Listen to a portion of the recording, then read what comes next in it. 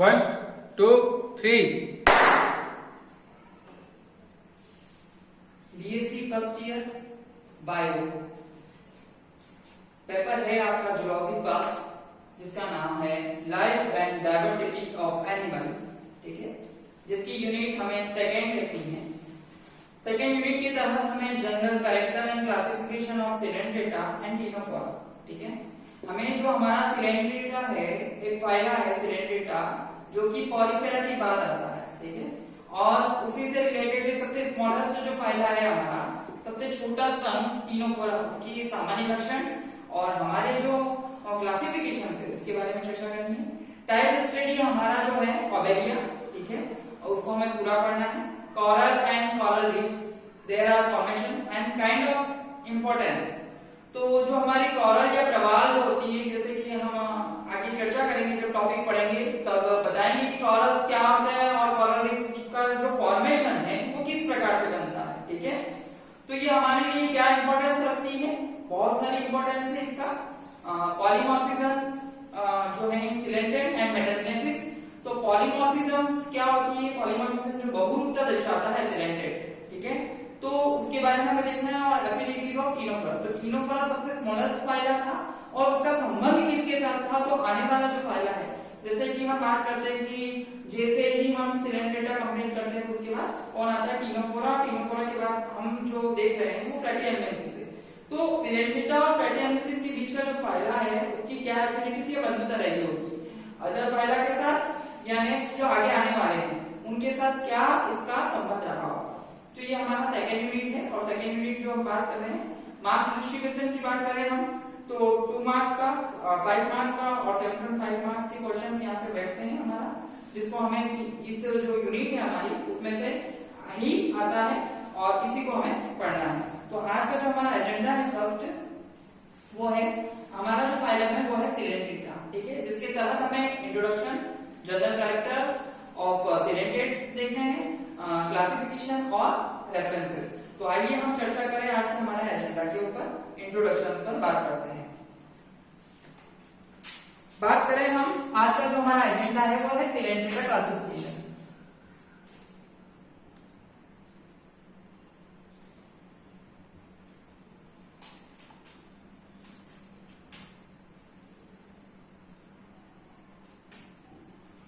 Coelenterata classification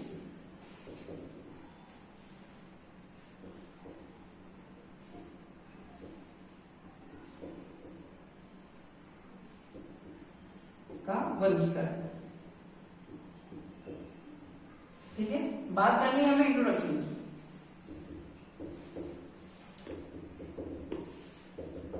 introduction में हम देखें कि जो हमारा ये फाइला है इसको हम क्या कहते हैं, संघ। इस संघ के बारे में पता करना है कि ये संघ आया कहां से, तो हम वहीं से स्टार्ट करते हैं। हमने इससे पहले हमारी यूनिट फर्स्ट में हमने जो देखा है, ठीक है, तो हम देखते हैं कि हमने कौन सा क्लासिफिकेशन हम पढ़ के आए हैं। जूलॉजी मतलब स्टडी ऑफ एनिमल, जंतु विज्ञान का हमें अध्ययन करना है। तो उसमें हमने कौन सा किंगडम, ठीक है, तो हमने जो हमारा अंतिम किंगडम था जिसको हमने क्या कहा था, एनिमैलिया। तो एनिमैलिया से चर्चा करें। एनिमैलिया को हमने 2 भागों में बांटा था। कौन से 2 भाग थे, तो सबसे पहला हमारा था प्रोटोजोआ एंड दूसरा था मेटाजोआ। ये हमारा कौन था, कोशिका के आधार पर। ठीक है, कोशिका के आधार पर हमने देखा था, तो ये तो हमारा यूनिसेलुलर और ये कौन था हमारे मल्टीसेलुलर। फिर इस कोशिका को हमने आगे देखा किसके आधार पर, तो एक तो था पैराजोआ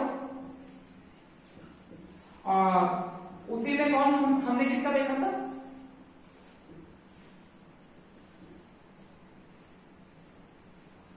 पॉलीफेरा। और अब हमें जो बात करनी है आगे वो किसके आधार पर बात करनी है, तो हमने यहां पर एक बात की थी सिमिट्री या सममिति।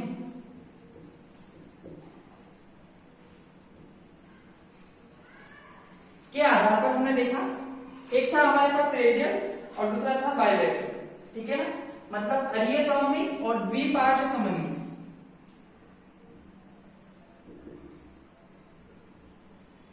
इसके आधार पर हमने इसको एक फाइलम में बैठा जिसका नाम है निडेरिया।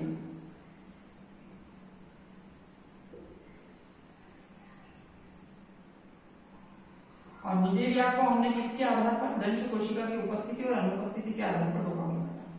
ठीक है, अभी हम देखते हैं वो कौन सा है हमारे पास। एक तो है हमारे पास सिलेंटेटा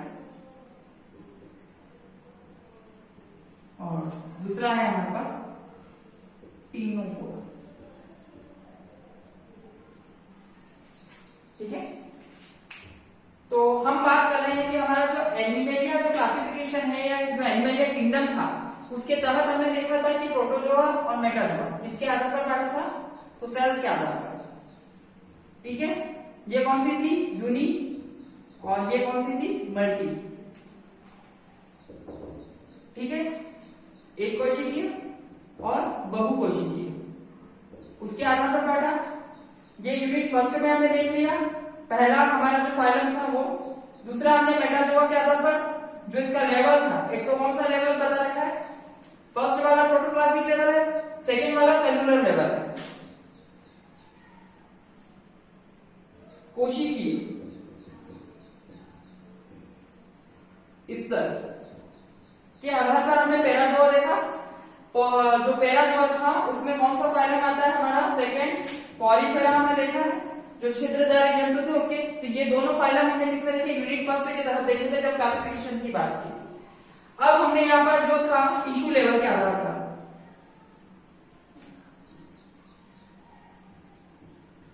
ऊतक के आधार पर या ऊतक के स्तर के आधार पर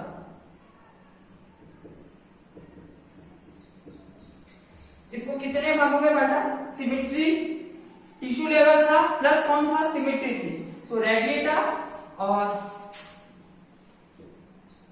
बाइरेडियल या द्विपार्श्व सममिति। ठीक है, और ये थे अरीय सममिति।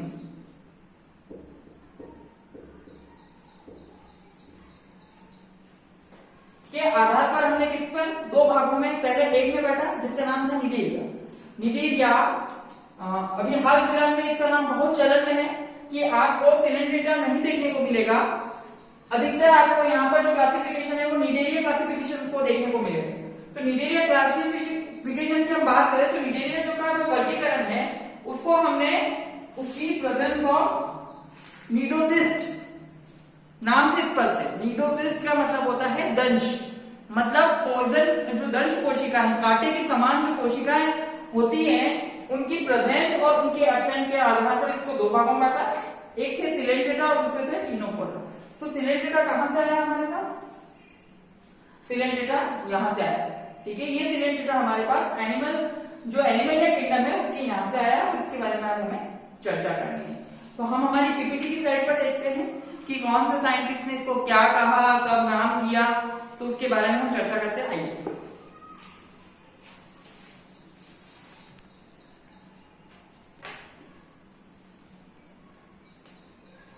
हम बात करें कि हमारा जो एरिस्टोटल थे, father of biology and father of zoology के जो थे, उन्होंने उनका जो आधार बताया है यहाँ पर, जो इनकी टेंटाक्यूल्स या दंश कोशिका के जो स्पर्शक थे, ठीक है, उन्हीं के आधार पर इसको पहचाना।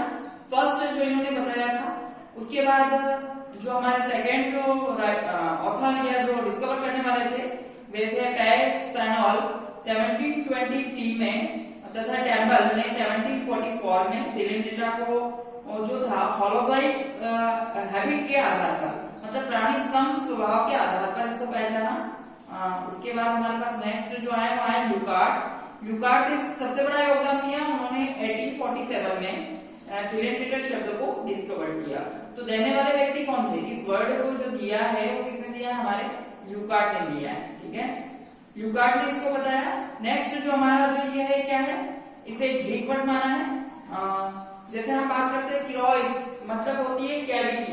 ठीक है, ल्यूकार्ट ने इसको जब सिलेंट्रेटा को डिस्कवर किया तो इसको लॉइड मतलब कैविटी, और एंट्रॉन मतलब जो हमारी इंटेस्टाइन होती है वो कैसी होती है, ब्लॉक, मतलब आंत्र जो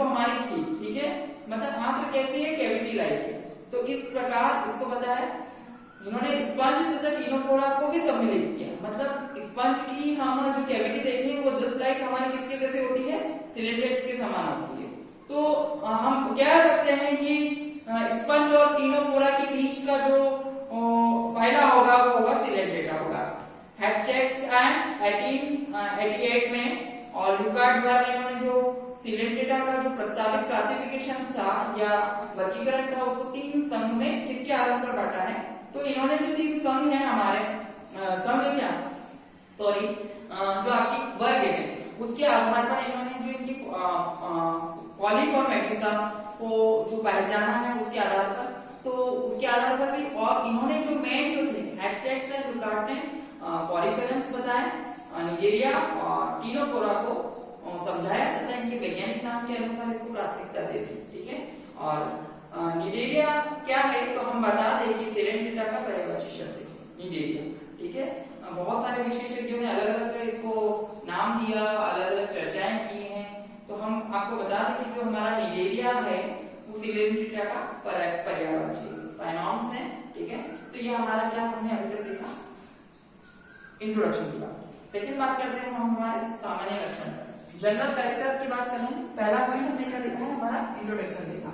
सेकंड पॉइंट की बात करेंगे हम हमारे जनरल कैरेक्टर की बात कर रहे हैं, सामान्य लक्षण सिलेंडेटा के क्या होते हैं। ठीक है ना, तो बहुत सारे लक्षण तो हमने यहाँ पर ही देख लिए हैं। ठीक है, अब बात कर लेते हैं कि कौन कौन से लक्षण है। मैं कुछ चीजें मिटा रहा हूँ, कुछ को रहने दे रहा हूँ। ठीक है, तो आपको समझने में इससे भी आसानी रहेगी। तो सामान्य लक्षण की बात करें, सेकेंड पॉइंट हम बात कर रहे हैं जनरल कैरेक्टर की ऑफ सिलेंडेटा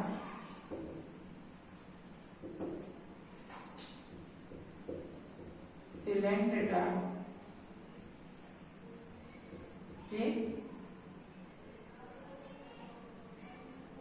सामान्य लक्षण।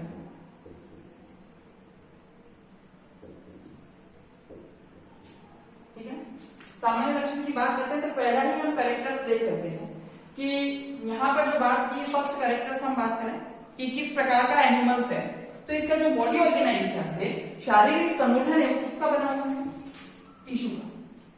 हमने पहले इस चार्ट में समझा दिया था कि आया कहां से, तो आप बता सकते हैं कि इसका जो बॉडी ऑर्गेनाइजेशन है या शारीरिक संगठन किसका बना होता है, ऊतक का बना होता है। ठीक है, उसी के बाद इसकी सिमेट्री की बात करें, सममिति है। सेकंड पॉइंट पर हम जाएं और बात करें कि इसकी जो सिमेट्री है वो सिमेट्री कौन सी है, रेडियल सिमेट्रिकल है, मतलब अरीय सममिति।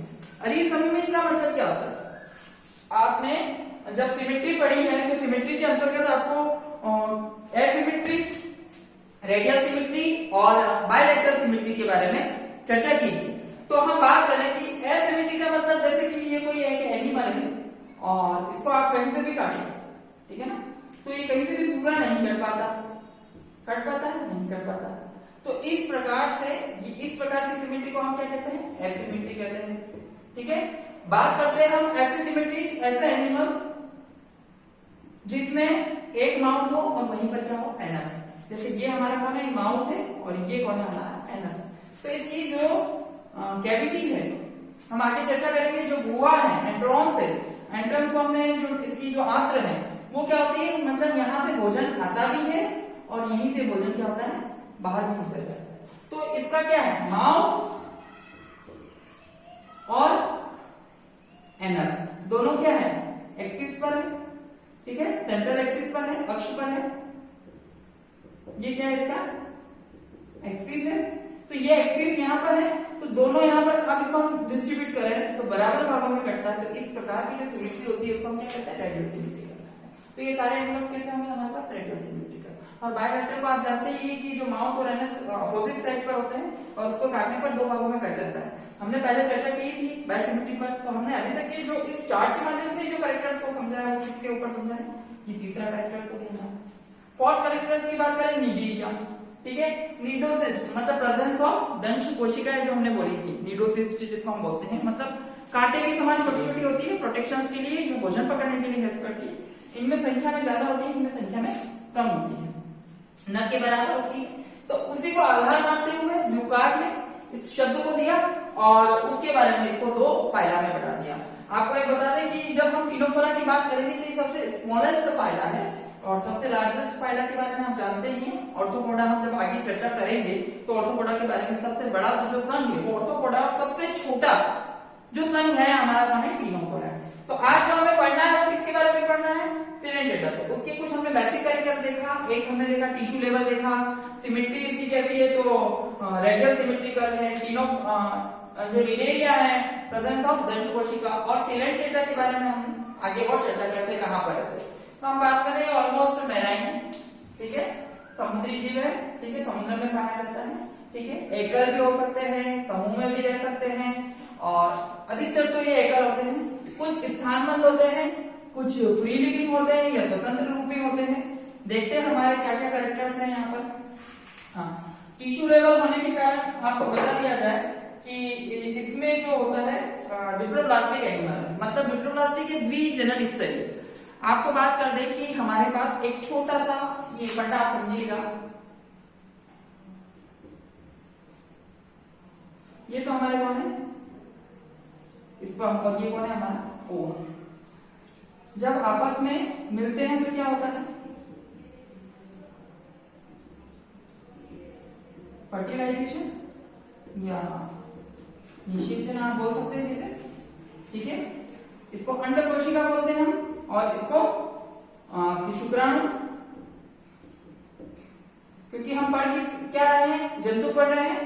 हम जैसे फर्टिलाइजेशन में जाते हैं तो हमारे पास क्या कौन आ जाता है, क्लीवेज या विदलन, ठीक है। और जैसे ही विदलन होता है, विदलन के बाद हमारे पास आता है ब्लास्टुला, और ब्लास्टुला के बाद आता है हमारे पास गैस्टुला।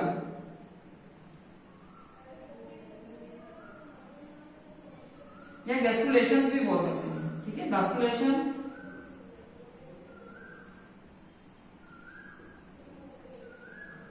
और गैस्टुलेशन। तो हम बात करें कि ये एक आपका जो ये है पूरी जो प्रोसेसिंग से किसकी, परिवर्तन जैविक की या डेवलपमेंटल बायोलॉजी की, हम प्रोसेसिंग में भी पढ़ेंगे। हमारा पूरा पेपर है, अगर हम एक छोटी सी चर्चा करते हैं कि जब स्पर्म ओवा मिलते हैं तो क्या बनता है, निषेचन होता है, युग्मनज बनते हैं हमारे पास। इस प्रक्रिया को हम कहते हैं क्या है, होने की प्रक्रिया निषेचन कहलाती है, पर जो बनता है उसको हम क्या कहते हैं, युग्मनज, जिसको हम क्या बोलते हैं, जाइगोट, ठीक है। तो ये हमको यहाँ पर बताना है।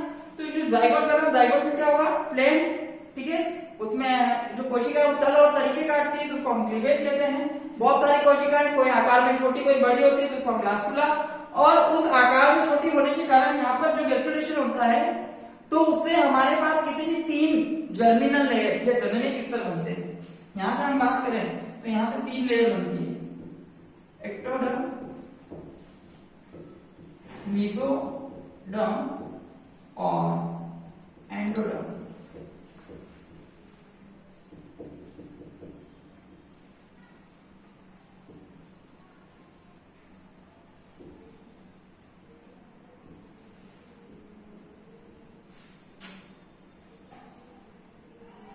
ठीक है, तो ये तीनों क्या है हमारे, जर्मिनल है। तो यहाँ पर क्या है, हम इसका एक और बेसिक कैरेक्टर्स की बात करें कि जो इसकी जो जर्मिनल लेयर है उसमें क्या होता है, एक तो एक्टोडर्म होती है और एंडोडर्म होती है। तो ये कितनी लेयर है, 2 लेयर है, इसलिए हमने इसको क्या बोल दिया, डिप्लोप्लास्टिक, ठीक है। इसमें मेसोडर्म नहीं पाया जाता, पर मेसोडर्म के स्थान पर एक लिक्विड फ्लूइड पाया जाता है इन दोनों के बीच में, जिसको हम क्या बोलते हैं, मेसोग्लिया, ठीक है। वो हम आगे चर्चा कर रहे हैं हमारे कैरेक्टर्स के ऊपर। तो हमने कोई जो बेसिक कैरेक्टर्स थे उनके बारे में तो पढ़ा ही है कि क्या क्या आपको देखना है। अब हम हमारी पीपीटी की स्लाइड पर आते हैं, देखिएगा।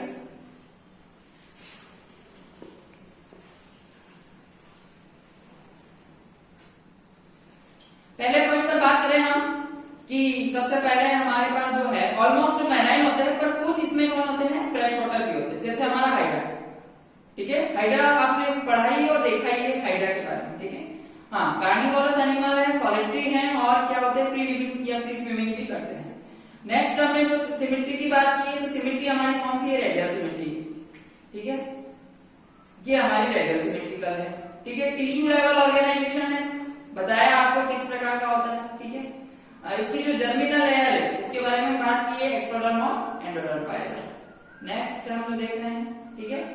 सिलेंड्रेटा में जो होती है वो जो इसका बॉडी फॉर्म होता है, ठीक है, इसमें पॉलीमॉर्फिज्म पाए जाते हैं, ठीक है, ठीक है, दो आधारभूत होते हैं और इसमें जो द्विरूपता पाई जाती है या पॉलीमॉर्फिज्म पाया जाता है उसके बारे में हमें चर्चा करनी है। पॉलीमॉर्फिज्म क्या होता है उसमें हम बता रहे हैं कि द्विरूपता या बहुरूपता के बारे में, ठीक है। द्विरूपता यहाँ पर डायमॉर्फिक है, ठीक है, मतलब दो रूप हो सकते हैं, मतलब वो किस प्रकार के हैं दोनों रूप, तो उसी के आधार पर हम आगे चर्चा करेंगे।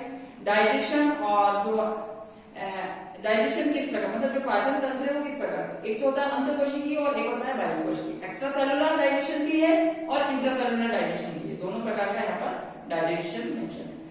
इसमें रेस्पिरेशन, एक्सक्रीशन, ठीक है, डिफ्यूज टाइप का, मतलब जो बॉडी लेवल है उसकी सामान्य जो स्किन होती है या सरफेस है उसके थ्रू होता है रेस्पिरेशन। एक्सक्रीशन की या उत्सर्जित पदार्थ की बात करें तो रहता है कहां पर, वाटर बॉडी में रहता है, तो मैराइन वाटर बॉडी में रहता है, तो इसलिए ये अमोनिया सिक्रेशन करता है, ठीक है। नर्वस सिस्टम जो होता है वो नॉन पोलर न्यूरॉन, ठीक है, मतलब जो अध्रुवीय न्यूरॉन का बना हुआ होता है, ठीक है, और तंत्रिका जाल में विकसित होता है। नेक्स्ट बात करते हैं रिप्रोडक्शन की। रिप्रोडक्शन की बात करें तो यहाँ पर दोनों प्रकार के रिप्रोडक्शन संभव है। कौन कौन से रिप्रोडक्शन संभव है? एसेक्सुअल रिप्रोडक्शन किसके द्वारा होता है, डायबेटिक के द्वारा, और सेक्सुअल रिप्रोडक्शन किसके द्वारा होता है, गैमेट्स के द्वारा, ठीक है। तो ये दोनों यहाँ पर होते हैं। डेवलपमेंट हम बात करें तो इनडायरेक्ट है, ठीक है, और लार्वल स्टेजेस पाई जाती है। ओबेलिया में जो पाया जाता है उसको नाम है प्लेटिना लार्वा, ये फ्री लिविंग होता है, जबकि ऑरेलिया में बात करें तो ऑरेलिया का जो है एपोइडा लार्वा, ठीक है। ऑरेलिया का जो शाब्दिक अर्थ है आपने देखा होगा, उसे हम जेलीफिश भी कहते हैं, ठीक है। और नेक्स्ट हम बात कर रहे हैं कि इसका शरीर बहुत सुंदर होता है। सूर्य की प्रकाश में इनकी जो होती है वो जब देखें तो ट्रांसपेरेंट होती है, और जैसे लाइट गिरती है, जैसे इसका हम एक एग्जांपल लें, जो हमारा अंतिम पॉइंट है उसके बारे में हम देख रहे हैं, तो उसका एग्जांपल लें कि जैसे जब बारिश गिरती है तो बादल छाते हैं, तो जस्ट लाइक ये एनिमल क्या है वो बादल की तरह है, पर जैसे ही सनलाइट उन बादलों पर गिरती है और पानी की कहीं बौछार होती है तो वहां पर क्या बनता है आपका रेनबो, जिसमें 7 रंग होते हैं इंद्रधनुष के। उस प्रकार के ये जैव प्रतीक को दर्शाते हैं, और समय आने पर ये क्या करते हैं, इस प्रकार का जो बायोल्यूमिनेसेंट है, मतलब जो जैव प्रतीक है, इनका एक इंपॉर्टेंट कैरेक्टर है, उसको भी ये शो ऑफ करते हैं, ठीक है। ये और बात करें हम इसके कि निमेटोडास्ट की उपस्थिति के कारण इन्हें एनिडीडिया भी कहते हैं कभी कभी, और ये सारे जंतु क्या होते हैं इस प्रकार के, ठीक है।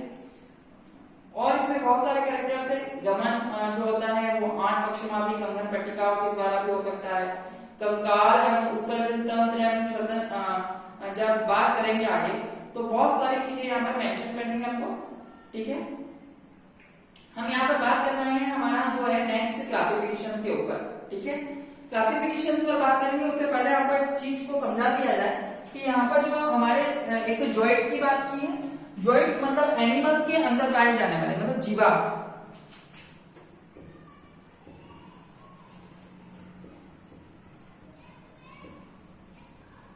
ये 2 प्रकार के होते हैं। एक तो होता है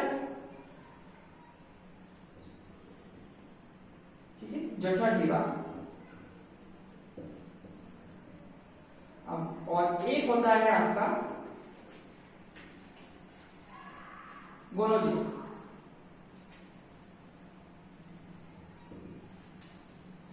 जनन जीवा।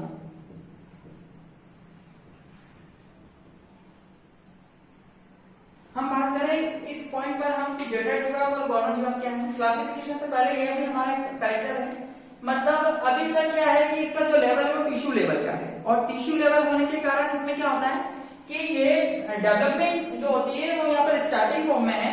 तो इससे क्या होता है कि इस प्रकार का हम देखें यहाँ पर, तो इस प्रकार का जो इसका बॉडी जो होती है वो इस प्रकार की होती है। मतलब जैसे हम एक एग्जांपल ले रहे हैं, हमारा एग्जांपल जो हमने लिया ओबेलिया एनिमल्स का,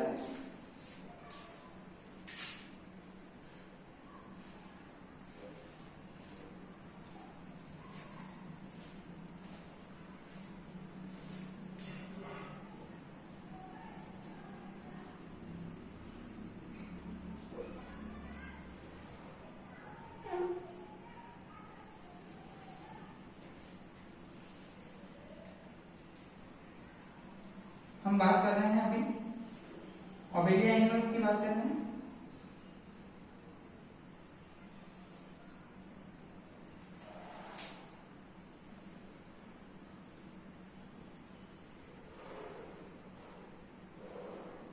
अब यहाँ पर आप देख सकते हैं इस एनिमल्स में इस प्रकार का अरेंजमेंट होता है।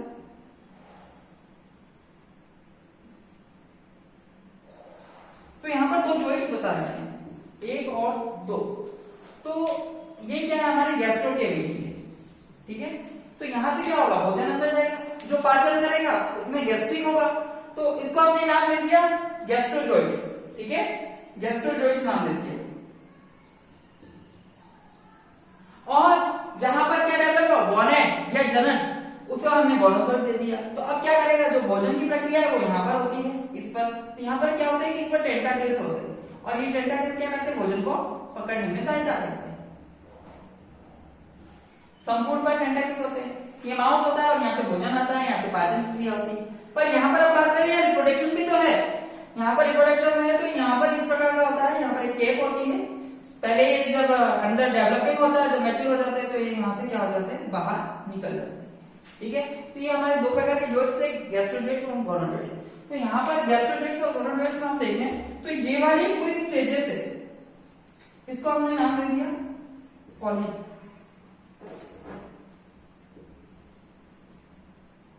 और ये जो फ्री लिविंग है उसको हमने नाम दे दिया मेड्यूसा। पॉलिप और मेड्यूसा में अंतर स्पष्ट कीजिए, इस प्रकार के भी हमारे पास क्वेश्चन आते हैं। तो ये एक क्या है, ये स्थानबद्ध है और ये स्वतंत्र है। यहां से बाहर निकल गया मतलब गोनेड निकल रहे हैं, तो आगे डेवलपमेंट किससे होगा, इससे। तो हम बात करें यहाँ पर जो रिप्रोडक्शन होता है वो तो होता है आपका एसेक्सुअल, बर्डिंग के द्वारा, मतलब कोई पार्ट टूट गया उसके माध्यम से। पर इनमें जो हम रिप्रोडक्शन की बात करें तो वो किस प्रकार का होता है, सेक्सुअल, क्योंकि इसमें स्पर्म और ओवा दोनों होते हैं। तो इस प्रकार दोनों क्रम में चलता है, जिस प्रकार इस दोनों क्रम में चलता है तो उसे हम क्या कहते हैं, अल्टरनेट जनरेशन या पीढ़ी एकांतरण, एक के बाद एक। तो ये सारे कैरेक्टर्स हम किस में देख रहे हैं, अभी हम जनरल कैरेक्टर्स। हमने जो हमारा क्लासिफिकेशन का जो आधार माना है वो ये है। हम जो क्लासिफिकेशन की बात कर रहे हैं वो अब नेक्स्ट जो हमारा पॉइंट हमें देखना है, ठीक है। तो इस नेक्स्ट पॉइंट के तहत हम जो बात करेंगे वो हमारा आधार कौन होगा, आपका मेड्यूसा और पॉलिप। प्रेजेंस ऑफ मेड्यूसा और प्रेजेंस ऑफ आपका पॉलिप, या दोनों भी हो सकते हैं। तो इसको आधार मानते हुए हमने नेक्स्ट जो टॉपिक हमने स्टार्ट किया, हमारा जो पॉइंट है हमारा वो क्या रहेगा, क्लासिफिकेशन। चर्चा करते हैं हमारी क्लासिफिकेशन पर।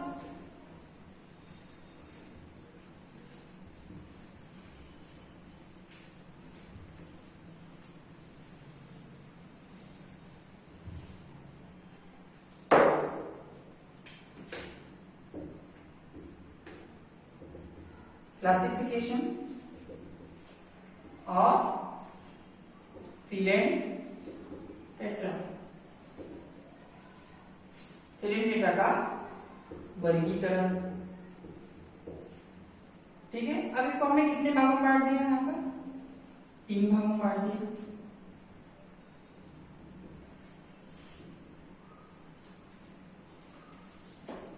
पहला हमारे पास है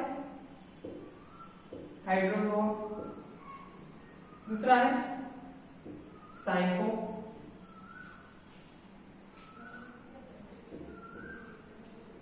जो, और तीसरा है हमारे पास एंथोजोआ।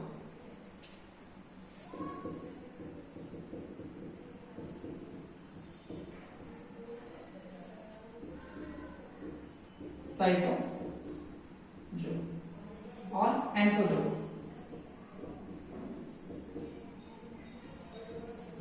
अब जब हम चर्चा करते हैं हमारा क्या क्लासिफिकेशन है, तो ये तो हमारा हो गया फाइलम, और ये हमारी कौन है, क्लास। इसी के बारे में हमें चर्चा करनी है। तो हमने क्या इसमें जो बेसिक जो चीज ले रखी है, हम तीनों हम देखेंगे यहाँ पर, हाइड्रोजोआ, स्काइकोजोआ और एंथोजोआ। तो यहाँ पर मेन कौन है, पॉलिप और मेड्यूसा।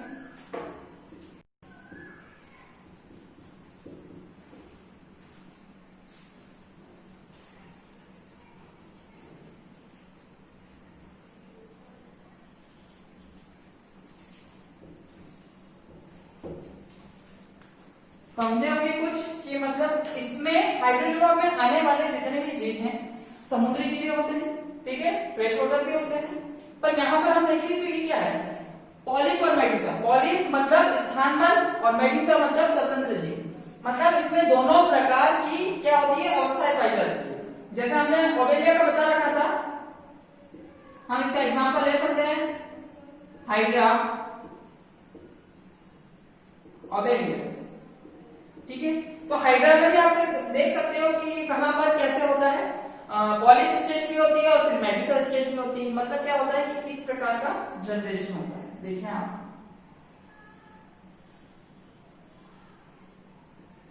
इस प्रकार के एनिमल्स होते हैं।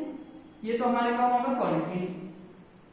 उसके बाद यहाँ पर हमारा डेवलपमेंट होने लगा, ठीक है। तो ये वाले जो स्टेजेस है ये तो कौन सी हमारी पॉलिप, जिसको हमने क्या कहा, स्थानबद्ध। यहाँ से हमारे पास इस प्रकार के गोनेड्स बाहर निकलते हैं, उल्टी छतरी के समान होते हैं। तो ये वाला कौन सा हमारा मेडुसा। वापस ये इस क्रम में चलता है, मतलब पहले कौन आया, पॉलिप आया, फिर कौन आया, मेडुसा आया। तो ये क्रम दोनों में चलता है। तो इसमें क्या है, अल्टरनेट जनरेशन में एक के बाद एक पीढ़ी का अंतरण होता है, मेटास्टेसिस की क्रिया होती है। तो यहाँ पर पॉलिप भी है और मेडुसा भी है। तो इस प्रकार का फाइलम हमारी जो क्लास है वो कौन सी होगी, हाइड्रोजोआ होगी। मेडुसा में क्या होगा, जैसे हम बात कर रहे हैं जेलीफिश या ऑरेलिया की, आपने देखा ही होगा जेलीफिश और ऑरेलिया के बारे में, इस प्रकार की होती है, ठीक है। तो हम इसे बात करें, जो हमारा एग्जाम्पल है ऑरेलिया, जिसको हम लोकल लैंग्वेज में जेलीफिश या कॉमन नेम है, उसमें देखते थे क्या है, ये हमेशा फ्रीली नहीं रहती, कभी स्थानबद्ध नहीं रहती, ठीक है। इसके लंबे लंबे टेंटाकल्स होते हैं और यहाँ पर कौन प्रेजेंस होता है, दंश कोशिका प्रेजेंस होती है। तो साइकोजोआ में हम क्या बता सकते हैं कि इसका जो इंपॉर्टेंट कैरेक्टर फीचर्स क्या है, कि सारे क्या है, फ्री लिविंग या स्वतंत्र जीवी हैं, जिसमें मेडुसा स्टेज पाई जाती है। इनमें कौन सी, पॉलिप और मेडुसा।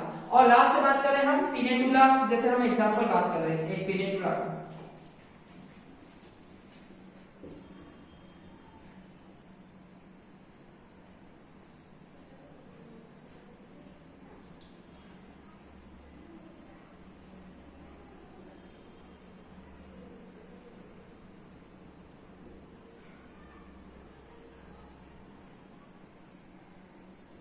पिनेटुला है, गार्गोनिया है हमारा, जब हम बात करें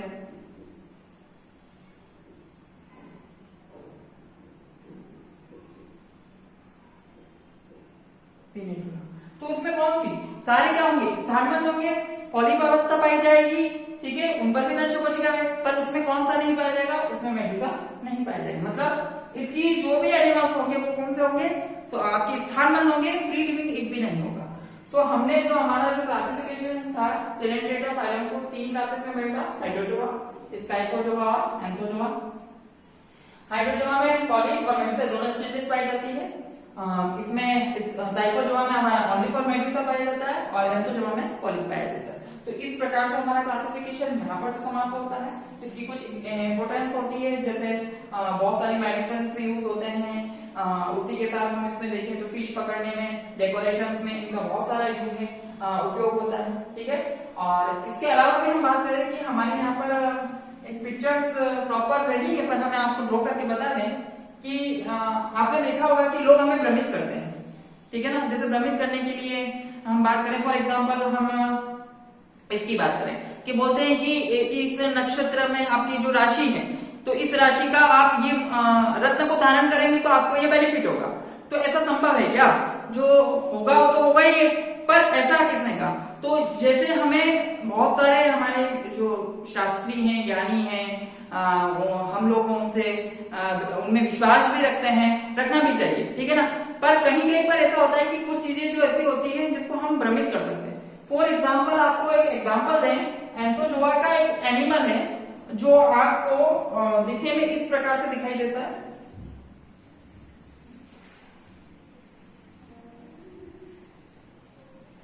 आप कहां मिलता है और कैसे मिलता है ये भी बताते हैं। आप कभी देखेंगे इसके बारे में, इसमें चर्चा करेंगे, तो ये इस प्रकार का।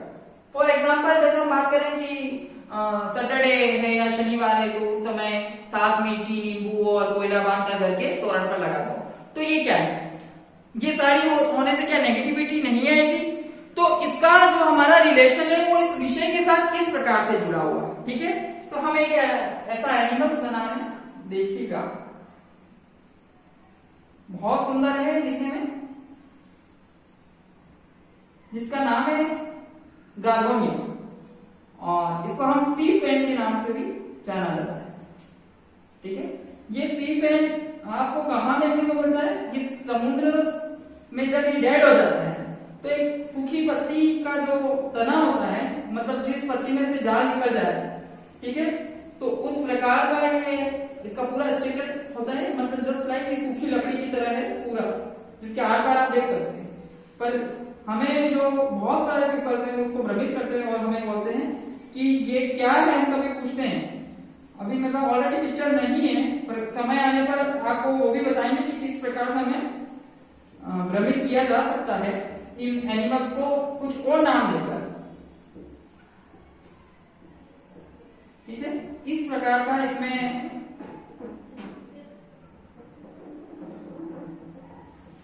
हम देखने पर तो ये कैसा दिखता है, हमें एक समुद्री पंखे की तरह ही दिखता है, समुद्र में बनता है इसलिए इसका नाम क्या दे दिया, समुद्री पंखा, ठीक है। इसको सूखी लकड़ी होती है, कलर इसका जो होता है ब्राउन चॉकलेटी कलर का हो सकता है, तो इसको लोग हमें इंद्रजाल के नाम से आइडेंटिफाई करवाते हैं, ठीक है। हम देखेंगे कि हमारे कुछ मेले और त्योहार होते हैं, वहां पर लोग अलग अलग, जैसे रुद्राक्ष है, रुद्राक्षी माला है, बहुत सारे आपके रत्न हैं, उनकी अंगूठियां, तो वहां पर आप जाकर देखते हैं तो वो लोगों के पास ये मिलती है। ऐसा देखा जाए तो ऐसे जड़ी बूटी के रूप में काम किया जा सकता है, मेडिसिन से, ठीक है आपकी। पर यहाँ पर इसको भ्रमित करने के लिए क्या किया जाता है कि ये इंद्रजाल है, ठीक है, और ये दिखता भी उस तरह से एक पेन की तरह है। तो आपको भ्रमित नहीं होना है, आपको बता दिया है कि ये गार्गोनिया है जो किसका मेंबर है, एंथोजोआ का मेंबर है, ठीक है। तो इस प्रकार की जो हमने फाइला देखी है उसके एनिमल्स के बारे में चर्चा की। अंतिम पॉइंट हम एक बार हमारी पीपीटी की स्लाइड पर देख सकते हैं। क्लासिफिकेशन में हमने यहाँ पर एक चार्ट बनाया है आपको समझने के लिए कि हाइड्रोजोआ जो हमारी क्लास है वो साइकोजोआ और एंथोजोआ, और उसके कुछ बहुत सारे एग्जांपल जैसे हाइड्रा है, ओबेलिया है, फाइसेलिया, ये किसके एग्जांपल है, हाइड्रोजोआ के। ऑरेलिया जिसको जेलीफिश कहा है वो किसका एग्जांपल है, साइकोजोआ का। उसके बाद एडमेसिया है, पिनेटुला जिसकी चर्चा की, देखिए आपके गार्गोनिया एग्जांपल है। गार्गोनिया दिखने में किस प्रकार से, हमने अभी चर्चा की थी कि हमारा गार्गोनिया इस प्रकार से, ठीक है ना। तो ये हमें यहाँ पर देखना है, ठीक है।